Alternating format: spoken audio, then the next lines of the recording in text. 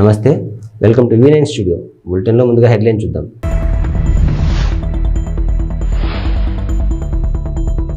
మేమంతా సిద్ధం బస్ యాత్రలో సీఎం జగన్ పై దాడి.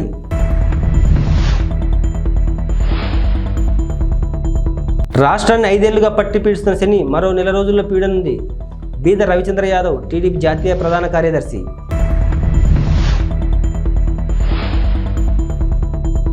చంద్రబాబు ఫ్యాక్షన్ రాజకీయాలకు మా నాయకుడు భయపడాడు. మంత్రి గుడివాడ అమర్నాథ్.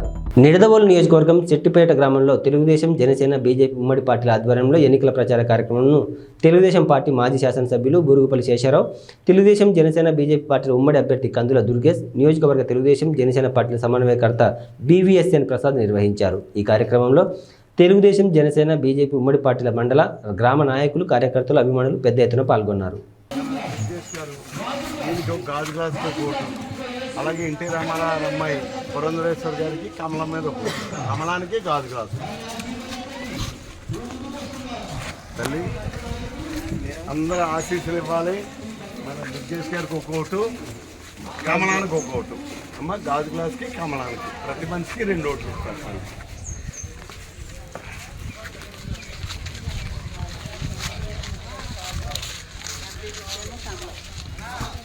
తల్లి ప్రతి ఒక్కరికి 2 ఓట్లు ఇస్తారు.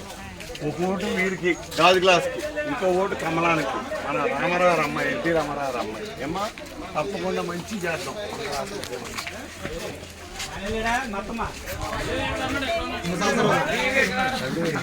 మరి అందరూ వేస్తారా?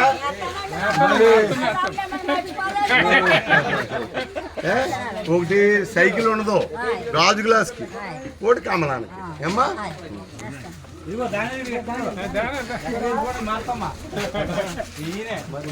దుర్గేష్ గారికి ఒక ఓటు, ఒక ఓటేమో కమలానికి, 2 ఓట్లు. ఏంటి నేను ఉంటాను మీ గ్యాంప్ కూడా, ఏం కాదు.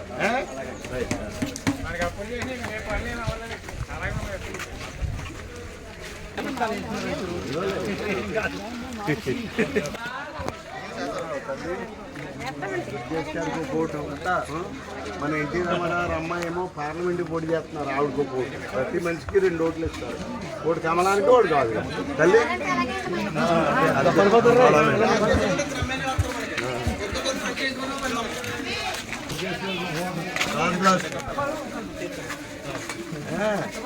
సైకిల్ ఉండదు, అర్థమైందా? గాజు గ్లాస్కి ఒక ఓటు, కమలానికి ఒక ఓటు. ఆ రెండింటికి ఎత్తే అది మన సైకిల్కి వెళ్ళిపోతుంది.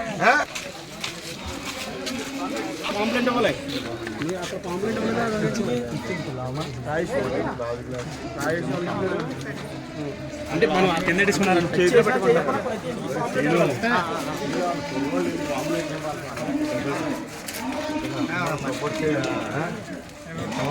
గాజు గ్లాసు, కమలం, 2 ఓట్లు ఇస్తారు. వైసీపీ అధినేత ముఖ్యమంత్రి జగన్మోహన్ రెడ్డిపై విజయవాడ సింగ్ నగర్లో జరిగిన రాయిదాడి ఘటనపై పలు అనుమానాలు వ్యక్తమవుతున్నాయి. సీఎం రోడ్ షో సందర్భంగా పలుమార్లు విద్యుత్ సరఫరా నిలిపివేయడంపై కూడా పలు సందేహాలు వస్తున్నాయి. ఖచ్చితత్వంతో రాయి తగలడంపై కార్డ్బాల్ వాడి ఉంటారని సందేహాలు వ్యక్తమవుతున్నాయి. వీవీఐపీ వాహనం చుట్టూ ఉండే రోప్ పార్టీ ఎందుకు లేదని మాజీ పోలీసు అధికారులు ప్రశ్నిస్తున్నారు. విద్యుత్ సరఫరా లేని సమయంలో బుల్లెట్ ప్రూఫ్ షీట్లు వాడాల్సిన సీఎం సెక్యూరిటీ రాయి తగిలిన ఘటన జరిగిన తర్వాత కూడా బస్సు వద్ద జనాన్ని పోలీసులు క్లియర్ చేయలేదు. సమీపంలో ఏవైనా సీసీ కెమెరాలు ఉన్నాయేమని పరిశీలిస్తున్నారు. కాగా జగన్కు రాయి తగిలిన చోట వైద్యులు బస్సులోని 2 సార్లు చికిత్స చేశారు.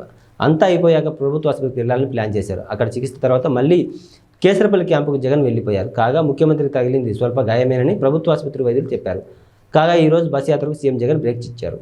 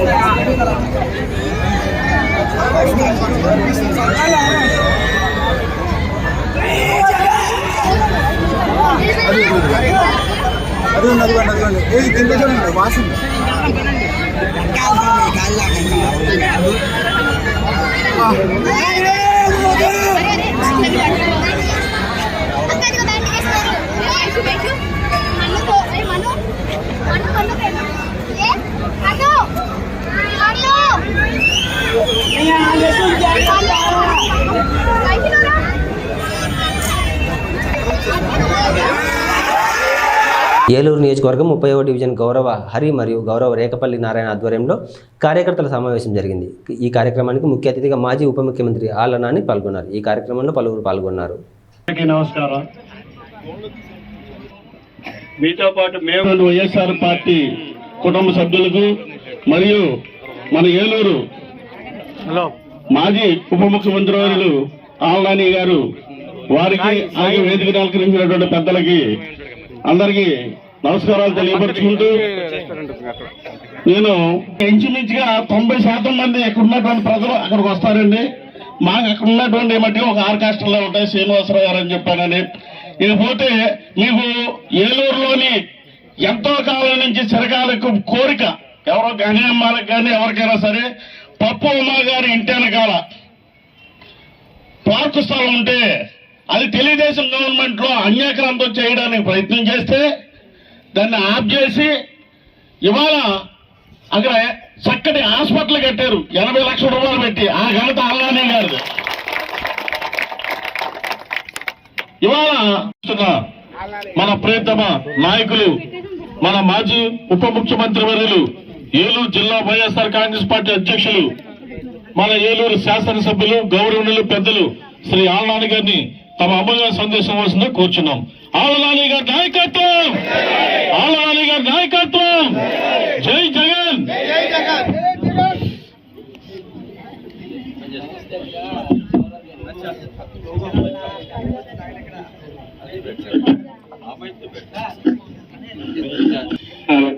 మీరు కూడా ఈ విధంగా కలిసే అవకాశం రావటం, చూసే అవకాశం రావటం, మాట్లాడే అవకాశం రావటం నాకు చాలా సంతోషంగా ఉందమ్మా నాకు. ఎందుకంటే ఇటువంటి సందర్భాల్లో సమావేశాలు జరిగినప్పుడు ప్రతి సందర్భంలో నేను ఈ మాట చెప్తాను.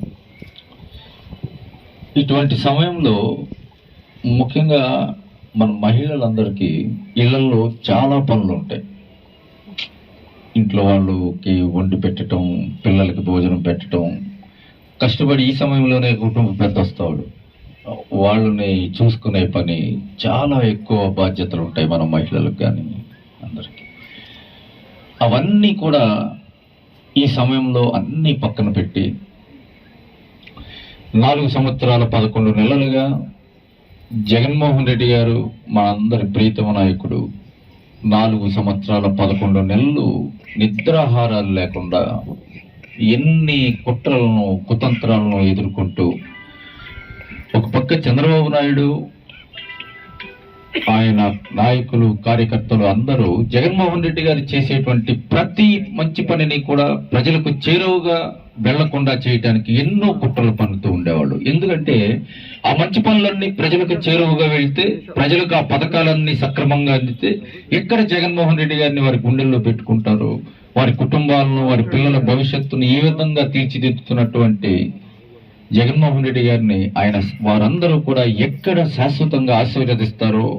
కర్నూలు జిల్లా తెలుగుదేశం పార్టీ కార్యాలయంలో పార్టీ జిల్లా అధ్యక్షులు నాయుడు అధ్యక్షతన సమావేశం జరిగింది. ఈ కార్యక్రమంలో ఎమ్మెల్సీ రాంగోపాల్ రెడ్డి, రాష్ట్ర ప్రధాన కార్యదర్శి సోమిశెట్టి వెంకటేశ్వర్లు, కర్నూలు ఎంపీ అభ్యర్థి బస్తిపాటి నాగరాజు, శ్రీనివాసమూర్తి, నాగరాజు యాదవ్లతో కలిసి పాల్గొన్నారు. ఈ సందర్భంగా బీద రవిచంద్ర మీడియాతో మాట్లాడుతూ 4 సంవత్సరాల 11 నెలలు వైసీపీ సాగిస్తున్న రాక్షస పాలన ముగిసిందన్నారు. మరో నెల రోజుల్లో ప్రజల కష్టాలు తీరనున్నాయని ఓదార్పు బస్సు పాదయాత్రలతో ముఖ్యమంత్రి పీఠం ఎక్కిన జగన్ అధికారంలోకి వచ్చాక ఏనాడైనా ప్రజల్లోకి వచ్చారా, ప్రజల సమస్యలు విన్నారా అని అన్నారు. అభివృద్ధి సంక్షేమం చూసి తనకు ఓటు వేయాలని కోరుతున్న జగన్ రాష్ట్రంలో తాను చేసిన అభివృద్ధి ఏమిటో, టీడీపీ ప్రభుత్వానికి మించి చేసిన సంక్షేమం ఏమిటో చెబితే బాగుంటుందని అన్నారు.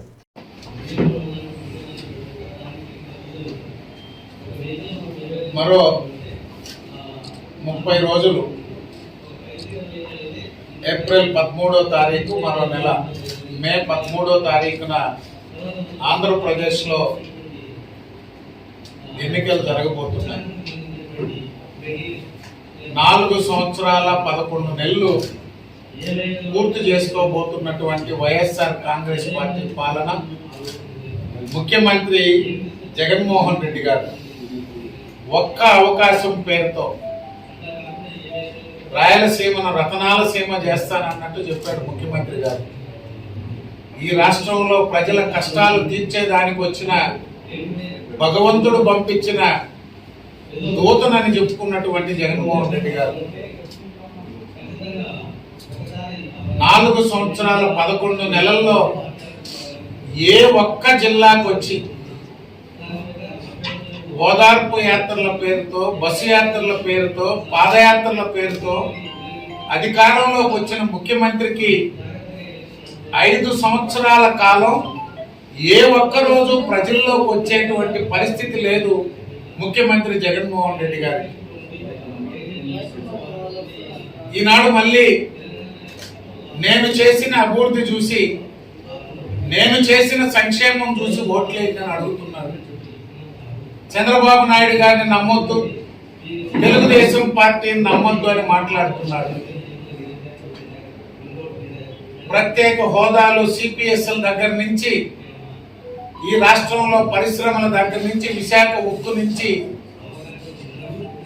ఏ ఒక్క దాని మీద 5 సంవత్సరాల కాలం మాట్లాడలేనటువంటి అసమర్థ ముఖ్యమంత్రి జగన్మోహన్ రెడ్డి గారు. నువ్వు అడిగినన్ని ఎంపీలు ఇచ్చారు. ఈ రాష్ట్రంలో అత్యధిక సీట్లు 151 సీట్లు ఇచ్చారు. సాగునీటి రంగాన్ని ఏ ముఖ్యమంత్రి చేయనటువంటి విధంగా పూర్తి చేస్తానన్న ముఖ్యమంత్రి. పోలవరం ఏమో కానీ పిల్ల కాలువలు కూడా తవ్వలేనటువంటి పరిస్థితి ప్రభుత్వంలో. దానికి నిదర్శనం హంద్రీనీవా కాలువలకి గండి పడితే గండ్లు కూడా పూడ్చలేని అసమర్థ ప్రభుత్వం వైకాపా. వేదావతి ప్రాజెక్ట్ టెండర్లు. తూర్పుగోదావరి జిల్లా గోపాలపురం నియోజకవర్గంలోని జగన్మోహన్ రెడ్డిపై రాళ్లదాడిని హోంమంత్రి ఖండించారు. ఈ సందర్భంగా సిద్ధం బస్సు యాత్రకు వస్తున్న జనాదరణ చూసి ఓర్వలేక జగన్మోహన్ రెడ్డిపై చేసిన రాళ్లదాడిని ఖండిస్తున్నామని మంత్రి అన్నారు. జగనన్నకు వస్తున్న ప్రజాదరణ చూసి ఏం చేయలేని పరిస్థితుల్లో కడుపు మంటతో ఏదో ఒకటి చేయాలని రాళ్లతో దాడి చేయడం చాలా హేయమైన చర్య అని అన్నారు. కార్యకర్తలు మేల్కొని జగనన్నను కాపాడుకోవాల్సిన అవసరం ఎంతైనా ఉందని అన్నారు. ఈరోజు బస్సు యాత్ర చేస్తున్న జగనన్న మీద కొందరు ఓర్వలేని తెలుగుదేశం పార్టీకి సంబంధించిన నాయకులు రాళ్లతో దాడి చేయడం అనేది తీవ్రంగా ఖండిస్తున్నాం. ఎందుకనంటే ఈ రోజున జగనన్న బస్సు యాత్ర ఎంత ఆదరణ పొందో మీడియా ద్వారా చూస్తున్నాం, పేపర్స్ ద్వారా చూస్తున్నాం. ఇదంతా కూడా రోజు రోజుకి కూడా జగనన్నకి ప్రజాదరణ పెరిగిపోవడం, కడుపు మంటతో ఏమీ చేయలేని పరిస్థితిలో ఫ్రస్ట్రేషన్తో ఏదో రకంగా ఇబ్బంది అని చెప్పి ఈ రోజున దాడికి దిగడం అనేది చాలా బాధాకరం. గతంలో వాళ్ళు అనుకున్నారన్నమాట, ఈ 5 ఏళ్ళు జగనన్న ప్రభుత్వంలో ఏదో ఒకటి వేలెత్తి చూపించి ప్రభుత్వం మీద, జగనన్న మీద బురద జల్లి ఈ ఎన్నికల్లో జగనన్నని ఇంటికి పంపించేయాలనే ఆలోచనలో వాళ్ళు ఉన్నారు. కానీ జగనన్న మీద ప్రజలకి ఇచ్చిన పాలనకి ప్రజలకి రోజుకి అభిమానం పెరగడం. సో ఈ అభిమానాన్ని తట్టుకోలేక వాళ్ళు ఒంటరిగా మనతో ఢీ కొట్టలేక నిన్న మొన్నటి వరకు జనసేనను తెచ్చుకున్నారు. ఆ జనసేన వస్తే ఏదో ఉపద్రవం వచ్చేస్తుంది, ఏదో ఉప్పెనలా వచ్చేస్తుందని పాపం వాళ్ళు అనుకున్నారు. ఏమీ జరగలేదు. తర్వాత ఇప్పుడు వెళ్ళి మళ్ళీ బీజేపీని తెచ్చుకున్నారు. అయినా కూడా ఏమీ ఎక్కడ వాళ్ళకి ఏం మైలేజ్ రాలేదు. ఏమీ చేయలేని పరిస్థితులు ఏం చేశారంటే ఆవిడ మాట్లాడిస్తున్నారు. అంటే జగనన్న మీద రాజకీయం పొడియాలి. ఈ ముఖ్యమంత్రి నుండి దించేయాలి. పవన్ కళ్యాణ్ అంటూ ఉంటాడు కదా, దించేస్తడం కోసమే నా పార్టీ నా జగన్, అందుకే అక్కడ తాకట్టు పెట్టుకున్నాడు. అంటే ఈ రోజు పరిస్థితి ఉందంటే ఎన్ని తాకపెట్టి ఎన్ని పిల్లల జెండల్స్ వచ్చినా కూడా జగన్ అన్నని ఎవరు ఏమీ చేయలేని పరిస్థితిలో వాళ్ళు ఉన్నారు. ఇంకా రోజులు వాళ్ళకి విపరీతమైన స్టేషన్ మంట. ఇంకా అరకులో ఇంకా బాగా నాటు భాషలో చెప్తే ఎంత దిగపోయారంటే రాజ్యాల్లో ఈ రోజు జగన్ మీద మంత్రి గారు వ్యక్తిగత చేసే స్థాయిగా జారి అంటే మొన్నటి జగన్ ఏమన్నారంటే రాయలసీమలో అలాగే ఉంటది, మళ్ళీ మా ఏరియాకి వచ్చేసి ఏమి ఉండదు. విజయపట్నం కృష్ణా జిల్లాకు వచ్చేసి అలాగే ఆ జన సందోహం ఉండేసరికి తట్టుకోని పరిస్థితులు ఇలా ముఖ్యమంత్రి గారు అని కూడా అడుగులకు దిగుతున్నారు. వాళ్ళు ఎంత దిగజారు అనేది మనం ఆలోచన చేయాలి.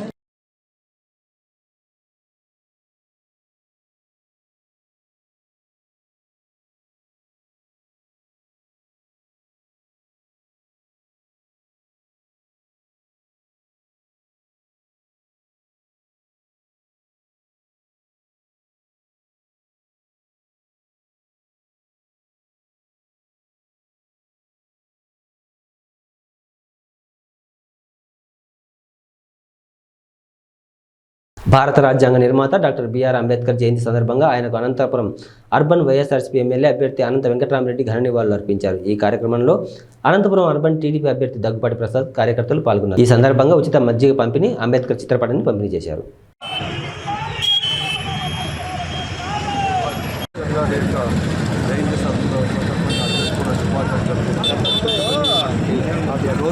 బాగా పనిచేస్తుంటే 140 ఏరియాలో బాగా కనిపిస్తుంది. భారతదేశంలో జనాభా కూడా కులాలకు అతీతంగా, మతాలకు అతీతంగా ఆర్థిక ప్రజాస్వామ్య సంక్షోభాన్ని ముందు చూపుతూ ఆయన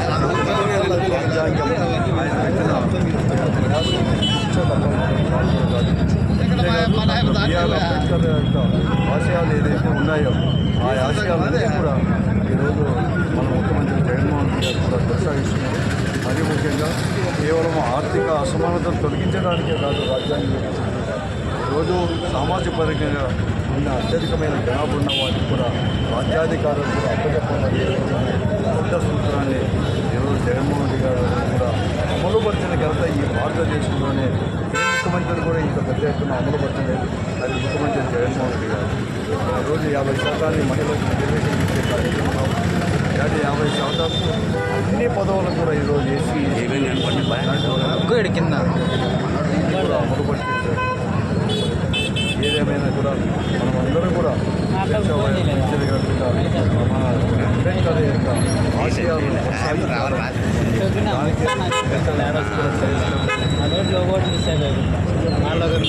నిర్మాత 133వ జయంతి సందర్భంగా ఇక్కడ నివాళులు అర్పించడం జరిగింది. ఇక్కడ ఆంధ్రప్రదేశ్లో భారత రాజ్యాంగ నిర్మాత అంబేద్కర్ రాజ్యాంగం నడవట్లేదు, రాజారెడ్డి రాజ్యాంగమే నడుస్తూ ఉంది. కానీ ఇప్పటికైనా తెలుసుకొని ప్రజలందరూ మేల్కొని నారా చంద్రబాబు నాయుడు గారిని ముఖ్యమంత్రి చేస్తే వచ్చే రోజుల్లో ఖచ్చితంగా అంబేద్కర్ సార్వత్రిక ఎన్నికల్లో విజయమే లక్ష్యంగా ముఖ్యమంత్రి వైఎస్ జగన్మోహన్ రెడ్డి చేపట్టిన బస్సు యాత్రను విజయవంతం చేయాలని వైఎస్ఆర్ కాంగ్రెస్ పార్టీ ఉభయ గోదావరి జిల్లాల రీజనల్ కోఆర్డినేటర్ మిథున్ రెడ్డి తెలిపారు. భీమవరంలో ఈ సందర్భంగా మాట్లాడుతూ సీఎం ఈ నెల 15న కృష్ణా జిల్లా నుండి పశ్చిమ గోదావరి జిల్లాలోకి ఉండి మీదుగా భీమవరం చేరుకుంటారన్నారు. అదే రోజు ఇక్కడ జరిగే మేమంతా సిద్ధం సభను ముగించుకొని రాత్రికి తాడేపల్లిగూడెం చేరుకుంటారన్నారు. అక్కడ నుండి పలు నియోజకవర్గాల మీదుగా యాత్ర రాజమండ్రి చేరుకుంటుందని వెల్లడించారు. ఈ ఎన్నికలో తమ పార్టీ 175 అసెంబ్లీ స్థానాలు, 25 పార్లమెంట్ స్థానాలు గెలుచుకుంటుందని ధీమా వ్యక్తం చేశారు. ఈ సమావేశంలో రాష్ట్ర మంత్రులు కొట్టు సత్యనారాయణ, కార్మూరు నాగేశ్వరరావు, ఎమ్మెల్యేలు గ్రంథి శ్రీనివాస్, చెరుకువాడ శ్రీ రంగనాథరాజు, ముదునూరి ప్రసాదరాజు, ఎమ్మెల్సీలు వంక రవీంద్రనాథ్ తదితరులు పాల్గొన్నారు. వ్యాప్తంగా ఈరోజు ముఖ్యమంత్రి గారి బస్ యాత్ర చాలా విజయవంతంగా జరుగుతూ ఉంది. ప్రతి సభలో కూడా లక్షలాది మంది ప్రజలు ఈరోజు ప్రతి సభలో కూడా అటెండ్ అవుతున్నారు. అదేవిధంగా రోడ్ షోల్లో కూడా భారీగా ప్రజాస్పందన ఉంది. అదేవిధంగా ఈరోజు ఉభయ గోదావరి జిల్లాలకు మన కృష్ణా జిల్లా నుంచి ఎంటర్ అవుతారు. 15వ తారీఖు జిల్లా అధ్యక్షులు రంగనాథరాజు గారు చెప్పినట్లు 15వ తారీఖు మధ్యాహ్నం 3 గంటలకు సీఎం గారి సభ ఉంటుంది భీమవరంలో. దాని తర్వాత తాడేపల్లిగూడెం మీదుగా నైట్ హాల్కి చేరుతారు. తాడేపల్లిగూడెంలో కూడా రోడ్ షో ఉంటుంది. సో సభకు వచ్చే ముందు కూడా భీమవరం టౌన్లో కూడా రోడ్ షో ఉంటుంది. సో ఈ సభను అందరూ కూడా విజయవంతం చేయాలని చెప్పి కూడా మనస్ఫూర్తిగా కోరుకుంటాను. ఆ మరుసటి రోజు తర్వాత మళ్ళీ కూడా రాజమండ్రి వెళ్తారు. మిగతా డీటెయిల్స్ అన్ని కూడా రాబో రోజుల్లో కంప్లీట్గా రూట్ మ్యాప్ కానీ అదేవిధంగా టైమింగ్స్ కానీ పూర్తిగా కూడా సో భీమవరం సభ తర్వాత జరిగే రూట్ మ్యాప్ కానీ టైమింగ్స్ కానీ త్వరలోనే ప్రకటిస్తామని చెప్పి కూడా తెలియజేస్తాను. సీట్లన్నీ అనౌన్స్ చేశారు. ఇంకా దాని తర్వాత మార్పులు అనే ప్రసక్తే ఉండదండి. అన్లెస్ క్యాండిడేట్ బ్యాక్అవుట్ అయితే తప్పితే ఇంకా మార్పులు ఉండవు. ఇప్పుడు ఎలక్షన్ చేసుకోవడమే ఆల్రెడీ. అన్ని ఫైనల్ లిస్టు పార్టీ పరంగా ఏదైతే ఉన్నాయో అవన్నీ కూడా ఇడుపుల ఫైల్ అనౌన్స్ చేస్తారు. ఇవన్నీ కూడా కన్ఫ్యూజన్.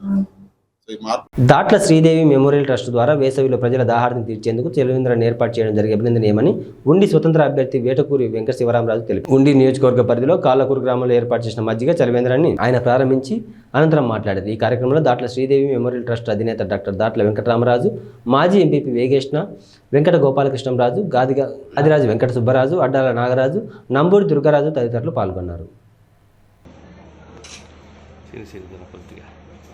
ఫోటో ఇస్తానులే.